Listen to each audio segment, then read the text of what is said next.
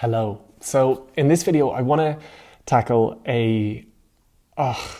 such an important question, right? How to grow your business.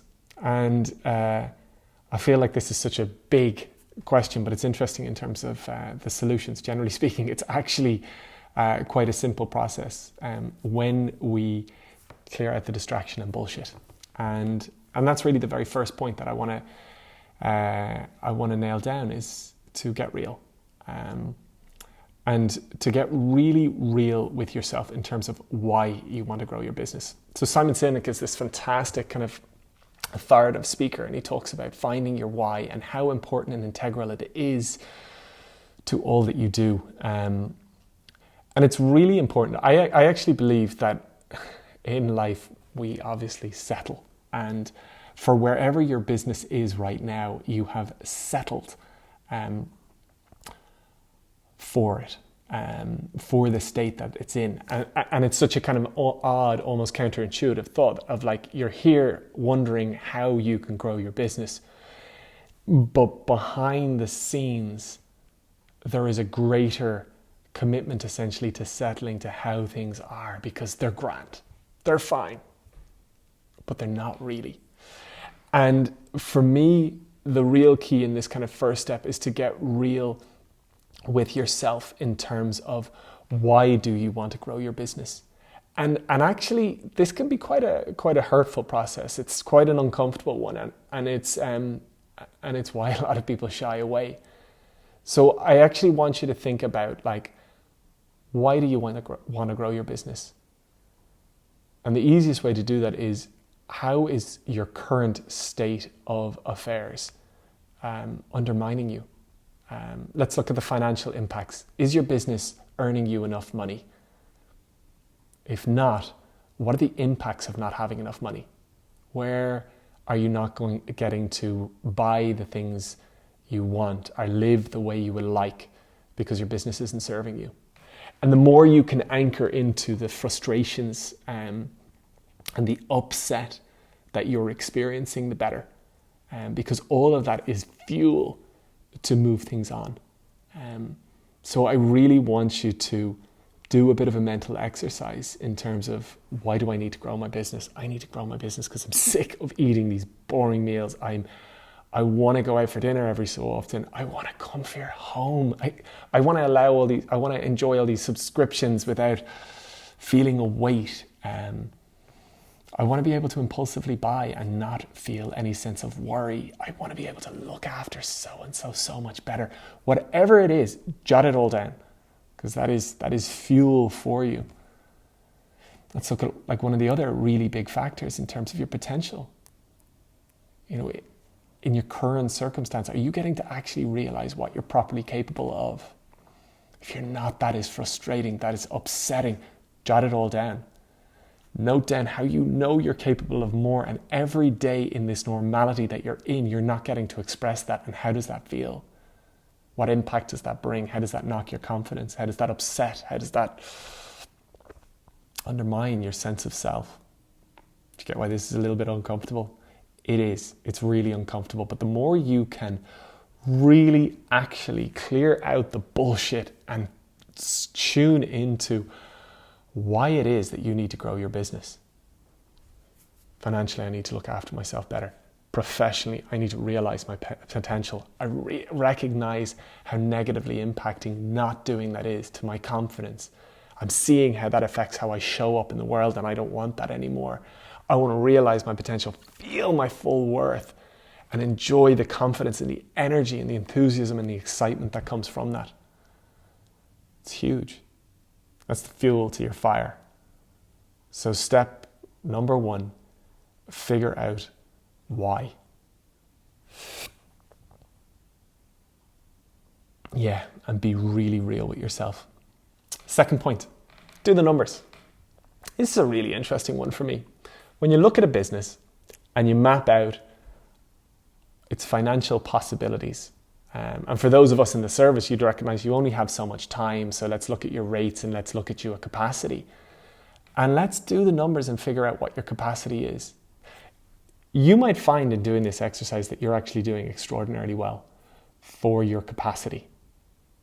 But perhaps you're not valuing yourself as you should. Perhaps you should be charging a lot more. Perhaps there's actually no scalability in your model. It is wholly and totally dependent on the amount of hours you have in the day. And if you looked at your business differently, you could open up a bit of a scalability. So the numbers are one of the most interesting things I find when I analyze somebody's business and help them see where perhaps they could grow it. Oftentimes what I find most interesting is people are at capacity, but if they challenge themselves to charge a little bit more, how differently would they show up in their business? So actually that increasing the price can be actually a real catalyst for people to lean into their work more, to lean into their potential all the more, and that actually starts to feel really good. Charging a low price is easy. Generally people settle. Charging a higher price means you have to pull up your socks and think, what more can I do? And that challenge is uncomfortable, but it sets people off on a different trajectory, generally speaking, a growth trajectory.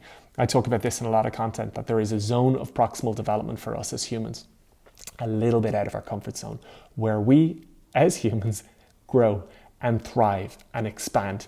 Now you go a little bit too far, you find yourself having to retreat, sometimes called a bit of a burnout. You don't. You actually stay within your comfort zone, let's say, perhaps. But if you're in your comfort zone, unfortunately speaking, instead of your world expanding and you growing, we actually contract. We get cozy and our world starts to shrink in on us. So leaning into this zone of proximal development is really, really important. And so when you do the numbers and you figure out, actually, do you know what? I'm working pretty well here. I'm at capacity. I'm filling all my hours in the day. It's a call to up your rates. No doubt some clients will fall off, but if you're working harder, new ones will come in and take their place. If you find yourself at capacity again, it's a huge call to say, okay, wait 1 second, how could I create a bit of a different offering that scales? Let me give myself as an example. I work one-to-one with clients. I can only work with so many on an hourly basis. When I reached capacity, I was like, wow, okay, I need to grow. I upped my rates. I reached capacity again. I was like, okay, well, my rates are quite high now. And there's a lot of people that are coming to me perhaps that would like to work with me, but on a lower commitment. And so I created a group program, my business and leadership program, plug. But this is a group program. And although I'm charging a lower rate, I can have an unlimited amount of people in that program. That is the most profitable part of my business, the most efficient part of my business. And that's brought a whole new layer of scalability. And as I've expanded, I've followed that route forward. So for wherever you're at, I think it's a really, really important thing to do the numbers. Look at where you're at in capacity. Look at your rates.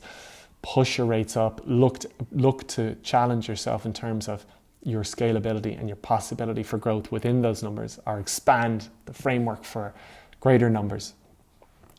And it can be hard looking at your business with a bit of a microscope and seeing, as I said, the confines that you have set for yourself.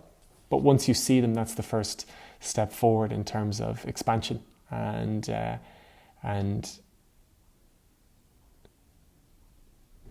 it's this first real step forward in terms of when you identify your limits, to recognize where perhaps you could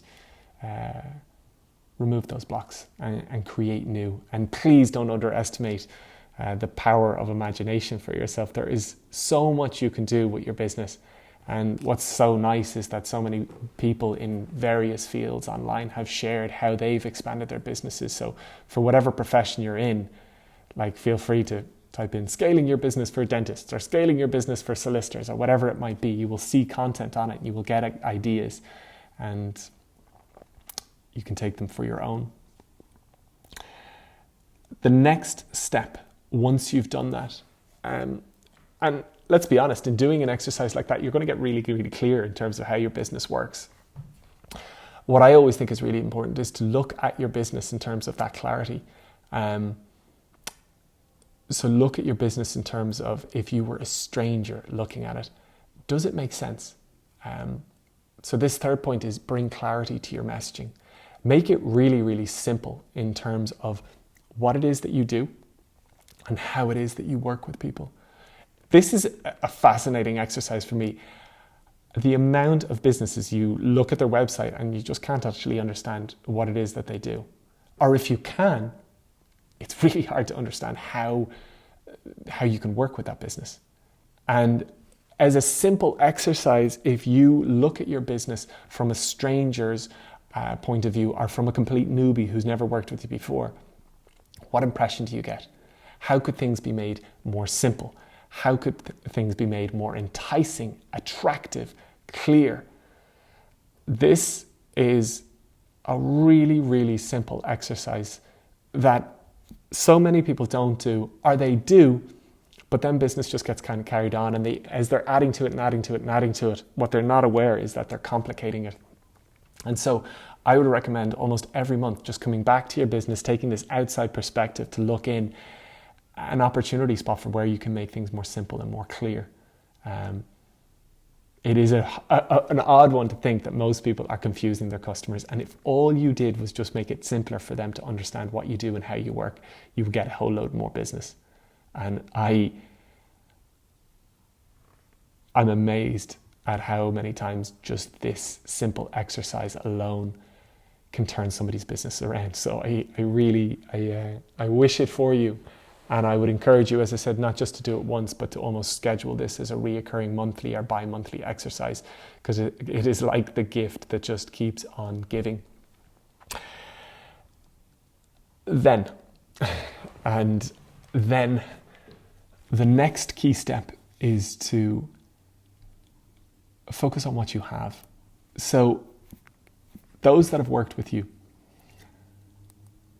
are either A, going to appreciate you more than anyone else, and so they are primed to want to work with you more, or they're going to have a whole load of feedback for you in terms of how you could improve your business. Don't shy away from that. Sometimes people really itchy nose this morning, don't know why, but sometimes people don't want to hear the negatives about the business, don't want to engage with the challenges or the issues. But my God, if you want to grow your business, sit in customer service for a little while, talk to the customers that have had issues, because all those issues are great opportunities to improve your service and improve your business for going forward. So engage with those that you have worked with. Engage first with those that have had issue and listen to it all. Now, of course, you can't please all of the people all of the time. And some people, you just need to give them their space and run a mile. But others will give you so much value and so much feedback to refine your business. Some companies pay a fortune for market research. You can do this yourself. Talk to your customers. Really, and make it so easy and enticing for them to share. Again, most of the time people don't want to share the nitty-gritty details and the challenges and the issues, but if you can open your arms to that, they will give you such value. And then for the ones that you have done really good work with, well, if you've done really good work with them, they're going to want to work with you more. And ask them, how could I work with you better? I have found several new product opportunities from this alone, of just asking an existing or a past client, hey, how would you like to work together going forward? And that is brilliant. Sometimes it will fit into your existing product offering, and sometimes they will help you create new product offerings and be your very first customers.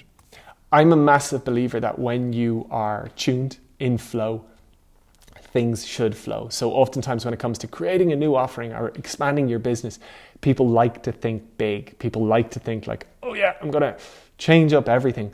But in actual fact, I believe growth, when it's done right, should be actually seamless. It should just make sense. And of course, people hop on board. And the times when I have found those opportunities, most of them have come from customers. They have been so easy to introduce and have flowed so positively. So please engage with your customers. Get all the negatives, get all the challenges from those that perhaps have had issue, and then have fun talking to those that you love and you get on so well with. And don't just think that they can kind of engage with your existing offering. open yourself up to the possibility that you could perhaps be doing business better, and one of those clients might have the guidance and recommendations for you. In my experience, that has been so bloody valuable.